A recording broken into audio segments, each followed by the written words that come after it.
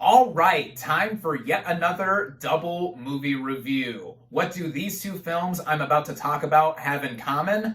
Well, they're both dramas, and they both star Oscar winners, and yeah, that's all I got. Let's just get on with the rest of the video. What is up, everybody? Random Man here. I hope everyone out there is continuing to stay safe and be well during this unpredictable time, as, like I've just mentioned, I'm going to be reviewing not just one, but two films in this video, as they are two recent releases, one of which I just saw in theaters where it is only currently available, and the other I saw streaming on Apple TV+. By the way, here is the time skip for the second review of the video for those who want to skip right to that one, as firstly, I am here bringing you my review for Armageddon time. Inspired by the childhood experiences of this film's writer-director, the plot of this coming-of-age drama basically follows a young Jewish-American boy, played by Banks Rapetta, who befriends a rebellious African-American boy, played by Jalen Webb, and begins to struggle with expectations from his family and growing up in a world of privilege, inequity, and prejudice. Going into this movie, I was interested in seeing it, mainly for this film's writer-director, James Gray. This is his first film in 3 years since the release of 2019's Ad Astra, which I quite enjoyed, and now this is a much more personal tale that he is telling. The stacked cast also got me on board to see this, which, speaking of them, starting out with the cast and their performances, we have Banks Rapetta as Paul, basically the younger, if fictionalized version of James Gray himself. He is a young Jewish American boy who lives in a family that is loving, if dysfunctional, and very strict in some aspects. We mainly see the film from his perspective, and he is basically able to carry most of the movie on his own, and we see what he goes through both with himself in his personal life and also when he befriends his classmate Johnny, who is played by Jalen Webb, and they both bond over some interests that they have, like Paul with art and Johnny with space. Both of them strike up quite a relationship with each other as friends, even if it isn't necessarily the most positive one, with Johnny in particular acting out more, though he is picked on more by their teacher and also has it very hard at home, only living with his grandmother and being a young black kid in Queens, New York. This doesn't necessarily mean that Paul has it much easier with himself, growing up as a young Jewish boy and having his family look down on him a lot, and that's where both of them find a lot of solace in each other, though Paul is no angel himself either and does tend to act out too. Both of these young actors, I think, did quite good jobs here, and they held their own against some of the older cast, including Anne Hathaway and Jeremy Strong as Paul's parents. Both of them have very firm outlooks and are trying to do the best for their two kids, Paul and his older brother. And then there's even Anthony Hopkins as the grandfather to Paul, and he was probably my favorite of this entire cast. He's only here in parts, but the scenes he has between himself and Rapetta, I think, are the best. With his sage words of wisdom and Hopkins just being Hopkins, he is always great in just about everything I see him in. Throw in another Oscar winner in here too, in addition to Hathaway and Hopkins, with Jessica Chastain briefly showing up in one scene as Mary Ann Trump, the daughter to Fred Trump, which backs up the backdrop of this film taking place in 1980s New York. All in all, I thought the cast here was quite strong, no pun intended, towards Jeremy Strong, but him and everyone else I thought were pretty good. And getting into the writing, and by extension directing by James Gray, as I mentioned, this film is inspired by his childhood experiences, and what we see from the onset is a lot of perspective from Paul basically being a younger version of himself, and with the rest of the film showing off how he deals with his day-to-day life, whether at school and befriending Johnny or at home, dealing with a lot of disapproval from his family and also some encouragement from his grandfather specifically. There's a lot this film tries to cover, and ultimately having a big message as well that gets hammered home really bluntly in the third act. But before I get into that, with how this movie is initially set up and executed, we see basically Paul trying to find a place in this world with his love of art and also having a friend with Johnny. But the odds are stacked up against both of them for who they are, with Johnny not being afraid to speak his mind and therefore getting in trouble more, and Paul getting looped into some of his actions and being more shy and quiet and not necessarily knowing what to do all the time either. It's a huge ploy of morality that is being played with here. One could look at a basic front at these two as being unlikable characters for being bad influences on each other and not doing the right things, but it's a reflection of what the movie is trying to hammer home. What with the system being rigged and it being more than just who you are identity-wise, and I think the movie does a good, if not entirely focused job in laying that all out even before it gets into the third act, as sometimes I felt like the movie did meander to back up the same points over and over with the actions of these two young boys, and then by extension what we see with Paul's home life, all of that. But I do think that it still rides that wave and also presenting it in the backdrop of 1980s Queens to something that is easily watchable. We see lingering in the background the imminent election of Ronald Reagan to be president of the United States, and we get comments from Paul's family. That is where the significance of the title comes in, on top of everything else that Paul is going through. And with its just under 2-hour running time, I didn't feel it for the most part, but I thought it could have been streamlined and pared down a little bit to keep it all running more efficiently. On a technical scale, I do think the movie is well shot. It was shot by Darius Kanji. It has a very darker gray look, no pun intended, towards the writer-director, but I think that was the intent. This takes place in fall of 1980, so given the time of year the film takes place, it's reflective of that. The use of music in this film is interesting, not just because of it being a period piece, but it mixes up popular songs from the time and classical music, as well as the original score by Christopher Spellman to play up a lot of factors. Sometimes I thought it came in at weird points, fading in and out in between scenes, but with how the recurring theme of this film is used all across it, I thought it was effective, especially with the final shot of the movie lingering for a little bit in driving home the point of this film. It's something that did make me feel by its end that I was like, okay, yeah, this is something that some people like Gray himself possibly had to face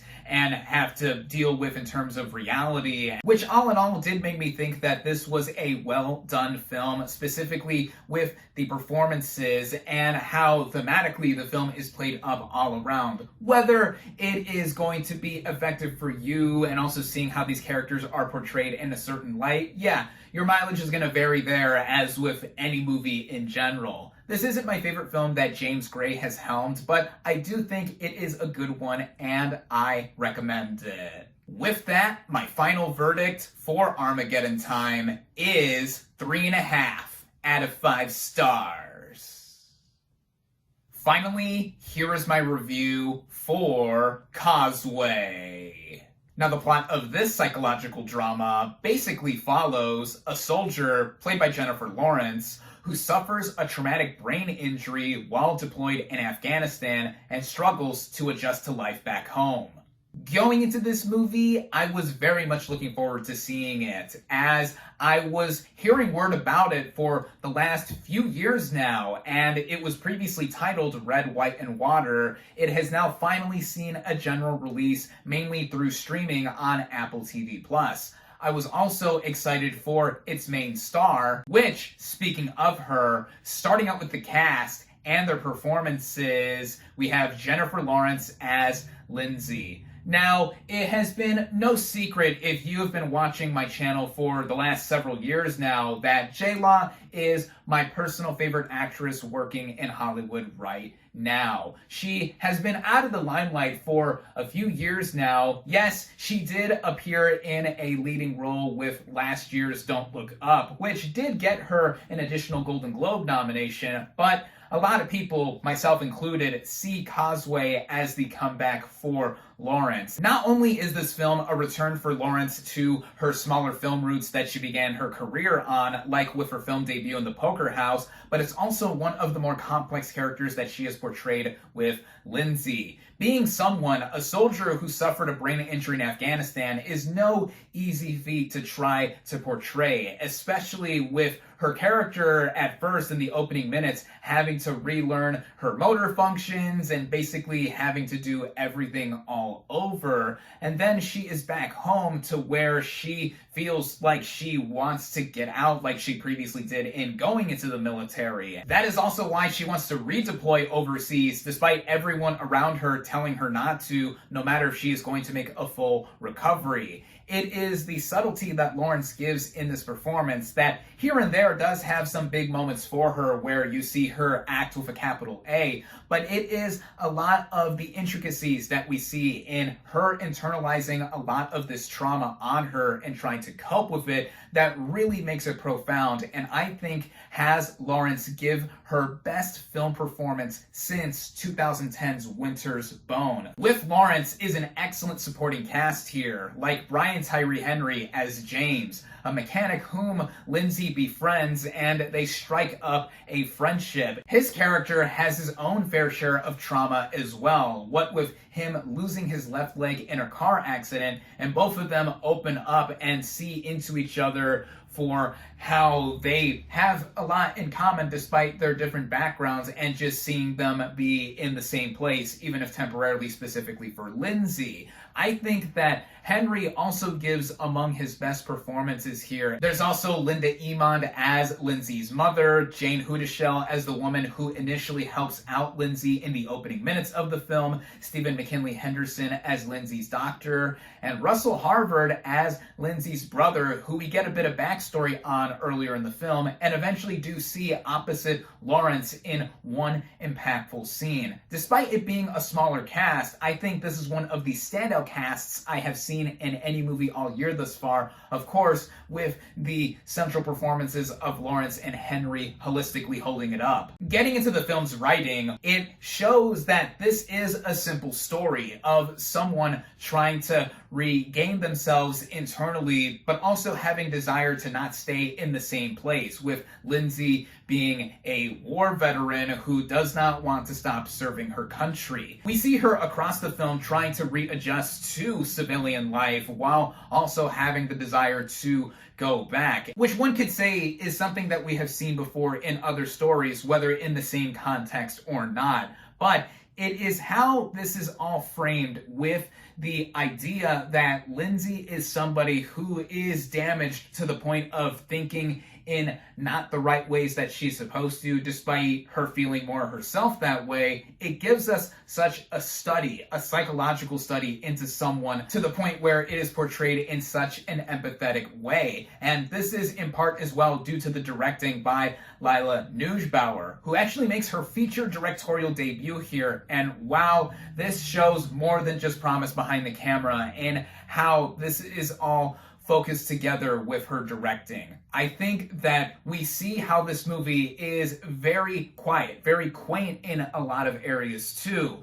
Yet, with the moments of the film being still, just showing still life in some ways for Lindsay specifically, whether she is laying on her bed, her working as a temporary pool cleaner, similar to the work that she did overseas in Afghanistan. It is moments like those that give us a peering view of our central character, while also being kept at a distance in some ways, because Lindsay is someone who is not wanting to have herself be let into by other people. Also, in speaking of some of the directing by Neubauer, the significance of this film's previous title, Red, White, and Water, really spoke clear to me as I was watching it. Of course, red and white, two of the colors of the American flag, Lindsay being a soldier, but water has a big thematic play in this film, to where we see Lindsay again working as a temporary pool cleaner, water, and a lot of imagery with water is very symbolic. One significance of water is cleansing oneself, beginning anew, or even just showing the vastness, the way of how wide water is across the planet. And that shows for Lindsay specifically how she is